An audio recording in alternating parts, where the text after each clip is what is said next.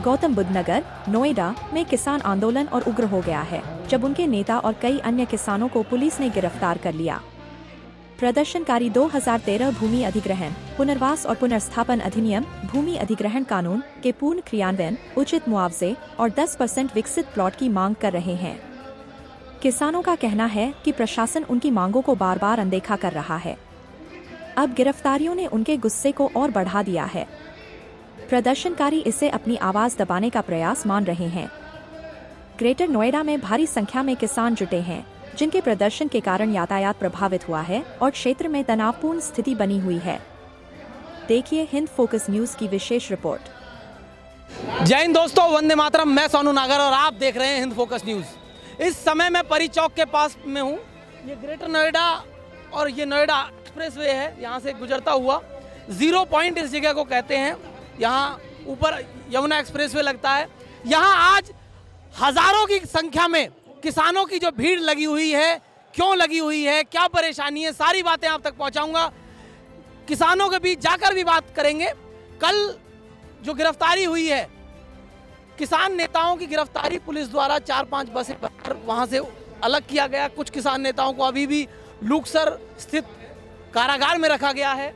यहाँ उसी के विरोध में ये महापंचायत जो है वो जुड़ी हुई है। मैं कुछ अपने भाइयों से बात करूंगा यहाँ और उनसे जानने की कोशिश करूंगा कि क्या पूरा मामला है, क्या सारी बातें हैं और क्या इस विषय में वो क्या कहना चाहते हैं कि जो क्योंकि उनके अधिकारों की लड़ाई, लोकतांत्रिक देश में आप अगर अपने अधिकारों के लिए आंदोलन, वो भी शांति प्रिय आंदोलन नहीं कर सकते, कोई धरना नहीं दे सकते, तो ऐसे लोकतंत्र की मतलब लोग बाग दुहाई दे सकते हैं। मैं कुछ अपने भाइयों से बात करूंगा। मैं आपको दिखाऊं, ये जो हजारों की संख्या में बैठे हुए हैं सभी मेरे भाई, ये किसान हैं, यहाँ के लोकल किसान हैं। तीनों अथॉरिटियों से परेशान हैं, शासन और प्रशासन की नीतियों से परेशान हैं, क्योंकि शासन और प्रशासन ने अभी तक जो दमन की नीति अपनाई हुई है कि ज़मीन ले ली है 2013 से, और अभी तक जो उन्हें पैसा मिलना था वो नहीं मिला है। उनके बच्चे भी जवान हो गए, लेकिन पैसा, जो ज़मीन उनकी चली गई, उनकी धरती, उनकी माँ, जब एक तरीके से आप कहें वो इंडस्ट्रियाँ लगा ली गई हैं, फ्लैट्स बन गए हैं, बड़ी बड़ी इमारतें खड़ी हो गई हैं, लेकिन अभी तक उनका बकाया पैसा नहीं दिया गया है। मैं कुछ भाइयों से बात करने की कोशिश करूंगा और आप तक पहुंचाऊंगा सारी बातें कि क्या पूरा विषय है और क्या यहाँ आज जो भी डिसीजन होगा वो आप तक पहुँचाएंगे हम। आइए चलते हैं जी। आपका शुभ नाम भाई? तो कसाना जी, क्या पूरा मामला है? कल जो गिरफ्तारी हुई, 25 तारीख से धरना चल रहा है। हमारे संयुक्त मोर्चे की जो हमारी यूनियन सब बैठी हुई है, वहाँ बड़ी शांतिपूर्ण तरीका से बैठे हुए। परसों जो निपटारा निमट गया था, 10% के लिए हम लड़ाई लड़ रहे। 2011 21 अक्टूबर का हमारे पक्ष में फैसला आया, एक भाई को दे दिया और एक भाई नहीं दिया, उसके लिए आज तक हम लड़ाई लड़ रहे। तो ये जो गिरफ्तारी हुई है, मतलब कुछ वहाँ पे कोई ऐसा मतलब अराजकता हुई या क्यों किया कि गिरफ्तारी क्यों गई? कुछ नहीं हुई बड़े भाई, वहाँ बैठे हुए थे, सब हवन कर रहे हैं, शांति का हवन हुआ, वहीं बैठे हुए अंदर के अंदर ले लिए, बाहर के बाहर ले लिए, गेट बंद कर लिया और पुलिस प्रशासन आया और जबरन उठा के वहाँ ले। ये देखिए पुलिस प्रशासन, अब ये पुलिस प्रशासन ऐसे तो नहीं आया होगा, ऊपर से शासन का जो है वो दबाव होगा। अब बात ये आती है कि जो जनता के द्वारा चुनी गई सरकार है, वो अगर जनता की आवाज को, जनता की नब्ज को न पहचान पाए तो फिर क्या बात। जी भाई, आपका शुभ नाम? जतन भाटी। जतन जी, अभी जो सारी गिरफ्तारियां हुई हैं, ये जो सारी चीजें चल रही हैं, इसमें यहाँ पंचायत का क्या मतलब बन रहा है? पंचायत का ये मतलब है कि प्राधिकरण ने अपनी तानाशाही चला रखी है। जो किसान अपने मुद्दे रखते हैं तो किसानों की कोई बात नहीं होती है। अपनी तानाशाही के चक्कर में सरकार ना तो किसी की सुन रही है ना कुछ भी। कल बहुत शांति के साथ वहाँ बैठे हुए थे धरने पे, सारे जितने भी हमारे किसान हैं सबको उठाया और जेल भेज दिया। मारपीट करी बहुत बुरी तरीके से। जितनी हमारी माता थी, सब माताओं के साथ, जितने बुजुर्ग थे, जितने भी सब है, सबके साथ बहुत बुरा अत्याचार करा है। ठीक है, ये सरकार बिल्कुल उस तरीके से अपनी तानाशाही चला रखी है कि किसी की सुनने के लिए तैयार नहीं है। हमारी ज़मीन खरीदी पहले, ठीक है, ज़मीन का वो हमें रेट नहीं दिया, उसका 10% हमारा काटा, उसका 10% अब हमें जो भी वापसी है वो हमें मिलना चाहिए। जितने बच्चे हैं मतलब बाहर की पब्लिक को लाके अपना यहाँ बैठा दिया गया है, उसका कहीं कुछ नहीं है किसी का, सब इधर उधर भटक रहे हैं। देखिए परेशानियों का अंबार जो है वो यहाँ गौतम बुद्ध नगर में बरसों से है, लेकिन किसानों के लिए ये जो सरकार है, ये मेरे किसान भाइयों का कहना है कि ये बिल्कुल किसान हितैषी सरकार नहीं है। जी आपका शुभ नाम? चंद्रपाल। चंद्रपाल जी, पंचायत में आप देख रहे हैं हजारों की संख्या में भीड़ है, अब क्या डिसीजन हो कि आप क्या चाहते हैं सरकार से कि क्या क्या करे सरकार आपके लिए? ये सरकार नहीं है, ये तो उस 200 साल जो राज करके गए थे ब्रिटिश सरकार, जलियांवाला हत्याकांड बना दिया इन लोगों ने। कल निर्दोष बैठे हुए आंदोलनकारियों को पुलिस ने जबरदस्ती सरकार के इशारे पर, और इनको सबको उठा लिया गया। बाकी कोई पैसे रिटर्न, कोई प्लॉट बाकी जो है हमारे, उनको कभी रिटर्न नहीं कर रहे हैं। हमारा 10% 64.7 हमारा जेन्युइन है। मतलब हमारे लाख रुपए में से 90,000 हमें दिया, 10,000 हमारे काटे, वो पेपर है। बाकी किसानों को कुछ लिए नहीं है, अपनी मर्जी।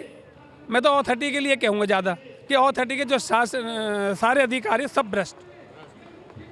ऑथोरिटी के अधिकारियों पर ये एक तरीके से बहुत बड़ा जो है आरोप भी है, और उनको इतनी मतलब ये जो भीड़ है उनको थोड़ा देखना चाहिए कि आप जिनकी ज़मीन गई है वो लोग यहाँ बैठे हुए हैं, धरना प्रदर्शन कर रहे हैं, परेशानी में हैं, और आप अपने बड़े बड़े ऊंची मंजिलों में अपने आलीशान बढ़िया एसी वाले दफ्तर में बैठकर और उन फाइलों को बनाते हैं, और उनको फाइलों को इनकी फाइलों को दबा दिया जाता है।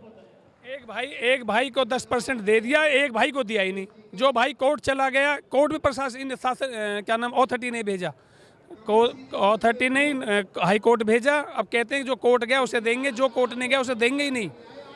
जमीन तो उसकी भी गई है और उसकी भी गई है। हाँ, ये बराबर बात है। एक ही बाप के 4 बेटा, एक बाप को करोड़ रुपए का चेक दे दिया, 11 लाख उसके काट लिए, एक दे रहे, 3 ने दे ही नहीं रहे।